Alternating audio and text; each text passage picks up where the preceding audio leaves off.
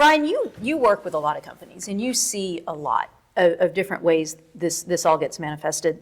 How do you see enterprises either doing, or how do you wish you would see them change in how they treat and value their data? So I think the last part of your question is actually really important, and it's a question you can all ask yourselves. Are we actively valuing our data? Do you have a financial number associated with the enterprise's data? I would gather that most organizations don't, because you can't report it on the balance sheet, et cetera, et cetera. That doesn't mean that we can't put a value on it, because if we treat it as an asset, an investable, value-creating asset, then we treat it differently than if it's just a back office item. This is really simple to do. Right? You can bring this into your next board meeting and task somebody, what do we think the value of our data is, and then create a sort of ongoing capability around tracking that in terms of financial performance, growth, and the rest. Most organizations, I don't think, do that because we don't have to do that. A lot of the leading tech companies do that, even though they also can't report on it. It's just a way of changing mindset around this value-creating asset. A couple of things that I'd also comment on to follow up on what Rob was saying. Culturally, when we look at some of these new capabilities, it's very important that our organizations understand if the company is approaching this as an autonomous strategy, job displacement strategy, or an augmented strategy. And making that crystal clear in terms of the cultural messaging, et cetera, that, look, for our analysts, we want to free you up to do the really important, good work. It might sound obvious, but people are terrified of this, and for good reason, because there's a lot more, in particular, white-collar job displacement risk with this particular wave. But I'll just give you a couple of anecdotes. I've worked with a number of even public company CFOs, and within 60 to 90 minutes, we're saving them a full day's worth of work, 8 to 10 hours a week, and that's one executive, much less their entire team, and that's off-the-shelf kinds of stuff. Right, that's immediately accessible to every organization for very low amounts of money, kinds of stuff, much less when you start to ratchet up and get into the higher tiers of value creation. So there's some really interesting, easy first steps that we can do that also are secure and also don't allow the private data to go into the into the bigger public machine. The other thing I would say, and I might be jumping ahead with a question, but since we're on data, I'll cover it here. It's an interesting thought experiment to ask ourselves, what is going to drive equity performance over time in this new context? Yeah. Everybody has access to all of the world's public data. We all have, but now it's also in these sort of generative tools, zero additional value for any organization there. In fact, when you start thinking about the dead internet and the fact that AI is creating nonsense and blah, blah, it's getting less and less valuable over time. We all know that. So where does the differentiated value opportunity comes from? And Rob touched on one point, which is the knowledge that our people have in their heads. But it's also the unique, specific, private, secure IP and data asset that any enterprise has. So over time, using some of these algorithmic capabilities and applying it to our expertise of the last 10, 20, 30, 50, whatever number of years, that's actually what we're seeing the leading companies across sectors doing in a very masterful way.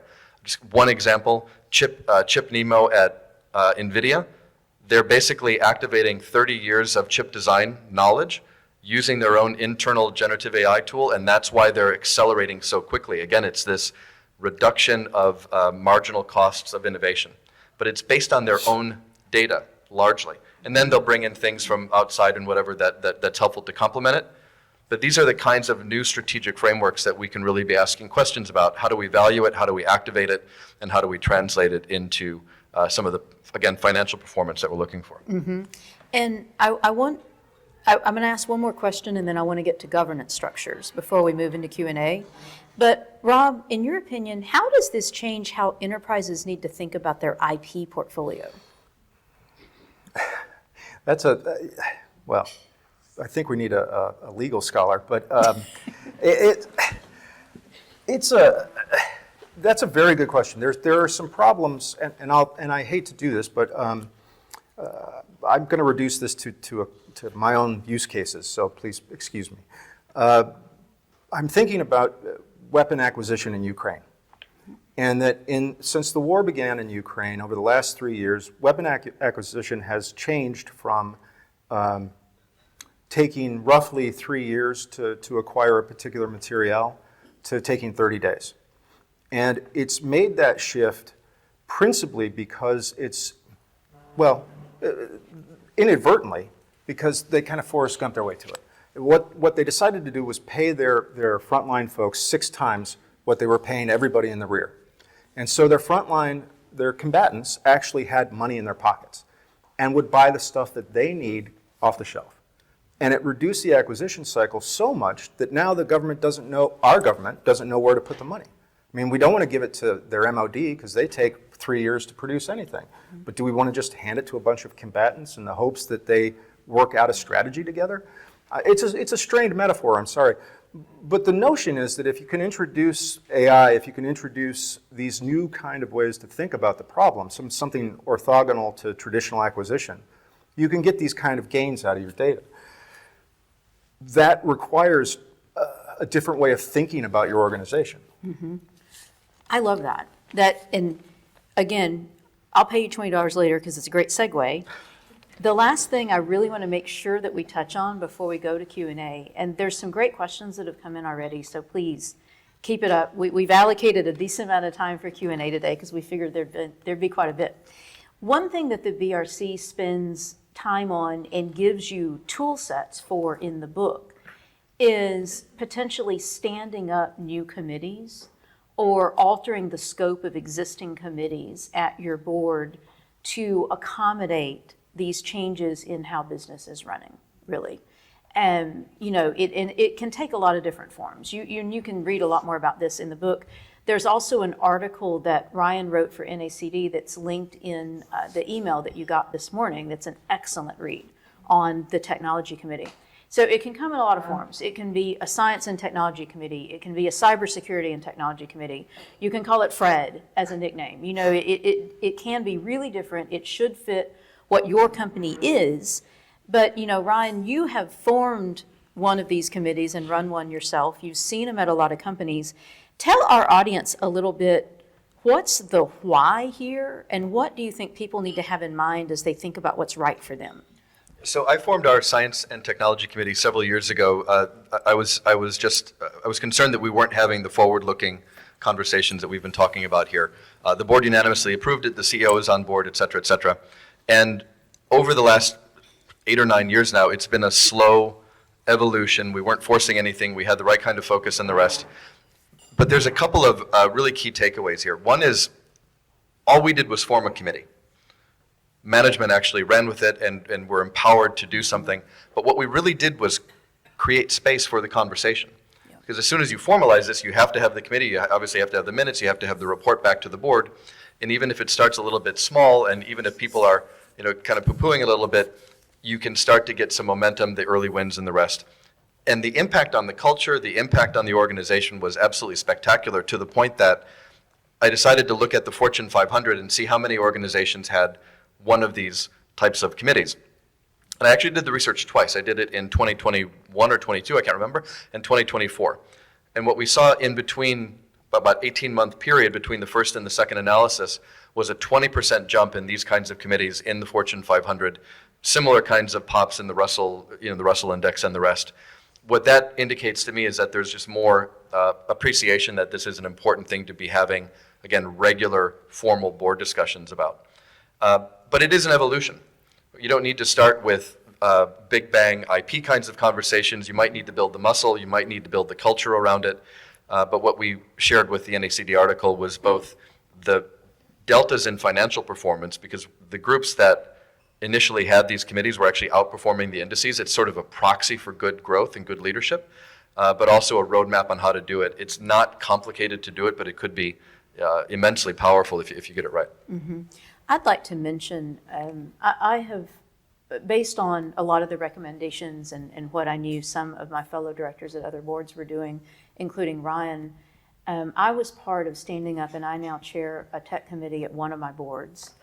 And one of the sort of unexpected findings that we uncovered that's been great is it is a forum too for the emerging leadership at the company to spend time with the board.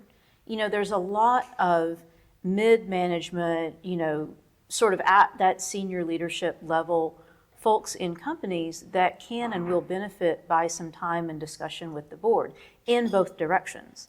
But it's not always a good use of the full board time to do that, or maybe the right place, or maybe the right mood in the room. But the technology committee can be a great place to do that. You know, some of our finance and HR folks have gotten that for years via other committee structures. The tech committee is a great place to now give that opportunity to a whole area of the company personnel that's never had it before. And one thing too that I've seen, and I don't want to say that there's only one way to do this, but I hear a lot of people talk about cybersecurity and tech, and they go, oh, we need a risk committee. It's like, okay, well, those are two separate things. Your board and company may need a risk committee. You really might. You know, depending what vertical in, you maybe it's mandatory that you have one. But, you know, coming from 30 years in cybersecurity, we too often talk about the risks in tech and we don't talk about the opportunities. So one of the really good things about having a committee that's not solely focused on risk is that you can open up the conversation for that opportunity discussion, and you can talk about that whole spectrum of risk and opportunity together, which I think sometimes doesn't happen a lot. And there's some real easy things that we can do. Incidentally, the Nortec's Science, Technology, and Innovation Committee charter is in the BRC. It's so you can have a look. And when we wrote that, we wrote it based on some of the other leading practices that we saw. So it's sort of an amalgamation of a number of things. But put the word innovation in the committee title. If you just call it technology committee, you do risk sort of just getting into the back office automation kinds of things. Make sure that it's appropriately referenced in the charter. Make sure that the KPIs are on this committee include new logos, new sales, new technology-driven growth, those kinds of things. And now you're actually, again, formalizing the context through which you can get this kind of regular conversation about what wins. I'm going to go on and ask one of my own questions, and then I'm going to move into audience questions. And it's a question for each of you. Something we talk about all of the time is how can directors and boards continue their education? How do they keep learning? I'd love to hear a couple of recommendations from each of you, if there's anything particular, or even in general, that you personally would recommend to the audience that they take into account in their learning going forward. There's an enormous amount of information out there and learning opportunities out there. And NACD, of course, through the portal and through other sort of aspects has a lot of offerings there. I'll answer the question slightly differently to begin with, which is, I come back to what we were talking about. How do you demystify this topic? If you go into a board, especially a very senior group of folks who aren't technology natives necessarily, who never worked in the industry, and you start talking about subatomic particles, blah, blah, blah, forget it, right? And you've lost them before you begin, and you've probably killed the subject for the next annual cycle. So, right? We've all been there. And so that's not the right way to engage. There should be, again, a very concerted effort to figure out how do we engage everybody, make this accessible. What is the language and the framework and the leadership sort of lens that we want to put on this, and that's how you get people engaged. That's how you get them understanding the urgency. If you say things like, AI development cycles are going up 1,000x over a month, some people might understand what that is, most people won't. If you start talking about margins and economic performance and financial, everybody will start to tune in and get it. So you need that kind of translation, or it's an opportunity, I should say, to consider. Beyond that, again, there's just some very simple things that you can do to show people how these tools work. Even the basic off-the-shelf level 1 kinds of stuff can drive tremendous productivity. I've seen it over and over again. And I think it's really a question of just getting started. And you'll learn your way through it. You might need to engage some people to help you along the way, but it's absolutely accessible. It's not complicated. It's just a matter of getting it started and sort of seeing it through, I would say. How many people in here have actually used AI, generative AI? Nearly everybody, right? It's either ChatGPT or Gemini or pick one, right? Claude, whatever your personal favorite is. That hands-on is sort of a first step. I am a sucker for Notebook LM. I really like that tool, and it's because I get sent the dullest government reports that you can imagine. I mean, they're tedious. There'll be like 3 nuggets that are worth 400 pages, and there are 3 things that I took away from it. It sure is nice to reduce my workload with Notebook LM. Do I trust it all the time? No. Sometimes it comes up with just wacky stuff. But hallucinations, I think of hallucinations as a feature, right? It's not a bug. Let's see what kind of nonsense. Kind of entertaining. Yeah, it's fun. And then you go chase it down. Always ask for references, because that's really the differentiators, whether or not it can produce real references. So get your hands on and play with it. Sounds like everybody's doing that. Stanford, the Human AI Lab is fantastic. They put out great stuff. MIT's CSAIL puts out really good stuff. And so at Hopkins, we've got we have a lot of resources there too. The biggest issue with my students, and these are all graduate students, want to go into national security careers, when they talk about AI is they're obsessed with how it can go wrong. They're reluctant to engage it because it can go wrong. There's so many stories of people forming relationships with AI and committing suicide. There's getting catfished, and I've lost my identity. I mean, it's nothing but gloom. There are other ways to conceptualize it. It doesn't all have to be gloom. Certainly in Houston, Rice and UH are doing some interesting work. And if you're connected to ION or to TMC or to any of the innovation labs around here, those are great hands-on places too. I'm all for jumping in, but my bias is anthropology, right? Yeah. I'm out looking for the artifacts of innovation, right? I want to get my hands on them, and I want to try them out and see them. That's how I like to engage. I don't know if that works for everybody, but it works for me. And I'd like to throw in a plug. It is absolutely incredible how much free, high-quality learning there is out there now. For a long time, I mean, ever since the internet came along, there's been free learning available, but it wasn't always high quality. Specifically, go look at a recent post that Nora Denzel made that, Anna, you amplified, I think, that pointed to a couple of things on Coursera. Those are terrific courses on not just AI, but all kinds of technology. And I'd also like to say Stanford has made a lot available for free. Andrew Ng's course called AI for Everyone is excellent. And Stanford is currently running a 6-month virtual thing right now. You can search for the Rock School of Law AI and you'll find it. And they're just posting recorded virtual content that you can watch on your own. This stuff is amazing.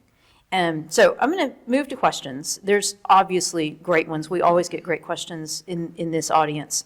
One that I want to touch on, because this is going to be very relevant to a lot of folks in our audience. As you can imagine, the energy vertical is heavily represented in here. And the energy vertical writ large is one that has a lot of legacy technology, a lot of technical debt.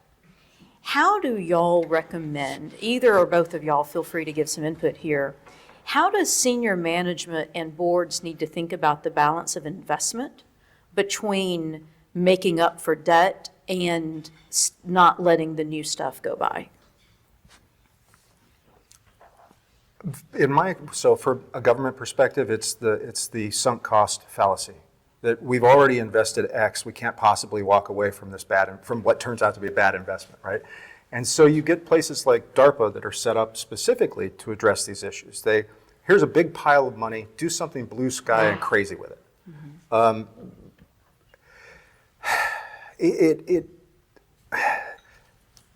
I've seen so many government managers get stuck in this world of we've invested this much over this long, we just can't turn the corner now. Well, that never ends. At some point, somebody has to say, let's get off this page and try something different. That's hard. I mean, that's all the wisdom I have. I'm sorry. It's hard. No, it is hard. There's a couple of parallels. Not to equate the energy sector with financial services sector, but this idea of legacy technology is very prevalent in financial services and banking in particular. There are, however, some leading banks that have taken a leadership and investment decision to not stand still on it.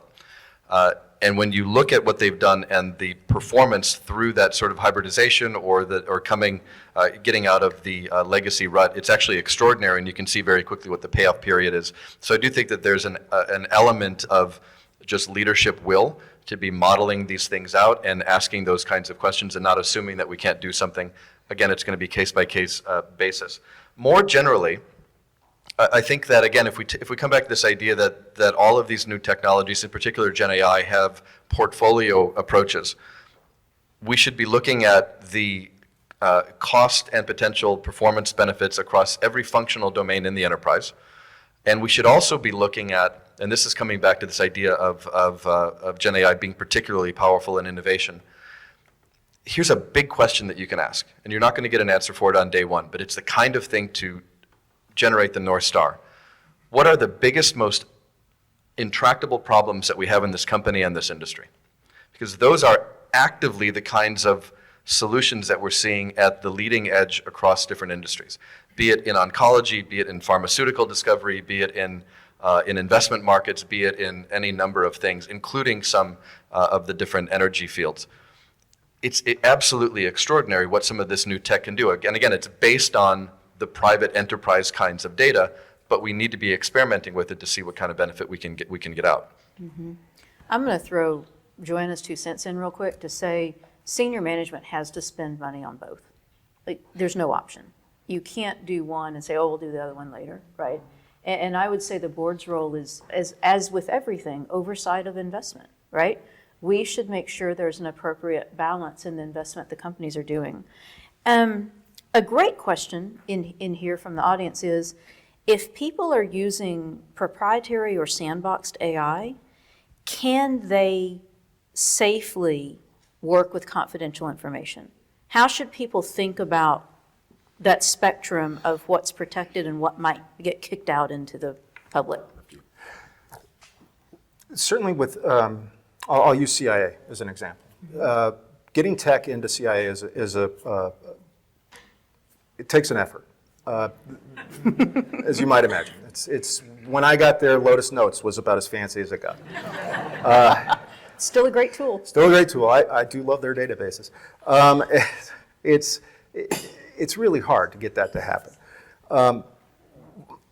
What I see as best practices to date, and certainly, and I'll talk about, and I'm sorry for the security level, but you reach a certain security level and it allows you to use top secret information in the system.